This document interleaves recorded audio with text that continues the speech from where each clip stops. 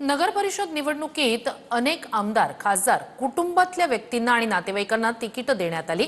तोच पॅटर्न महापालिका निवडणुकीत सुद्धा दिसण्याची शक्यता आहे। राज्यातल्या अनेक नेत्यांनी आपल्या कुटुंबातल्या सदस्यांसाठी आत्तापासूनच फिल्डिंग लावायला सुरुवात केली आहे। पाहूया। महापालिका निवडणुकीत मतदार आणि कार्यकर्त्यांना पुन्हा एकदा घराणेशाही पाहावी लागणार आहे, कारण आपल्या कुटुंबातील सदस्यांना आणि नातलगांना उमेदवारी मिळवण्यासाठी नेत्यांनी लॉबिंगला सुरुवात केली आहे।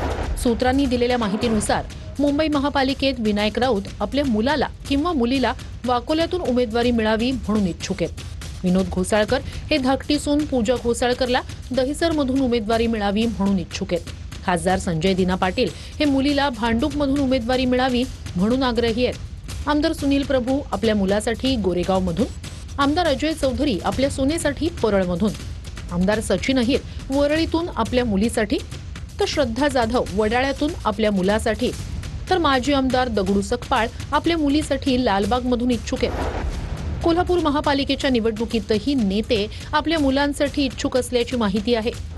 कोल्हापुरातील प्रभाग क्रमांक 3 मधून खासदार धनंजय महाडिक आपले पुत्र कृष्णराज महाडिक यांच्यासाठी, तर प्रभाग क्रमांक 7 मधून आमदार राजेश क्षीरसागर आपले पुत्र ऋतुराज क्षीरसागर यांच्यासाठी आणि प्रभाग क्रमांक 18 मधून माजी आमदार जयश्री जाधव आपल्या पुत्रासाठी इच्छुक आहेत।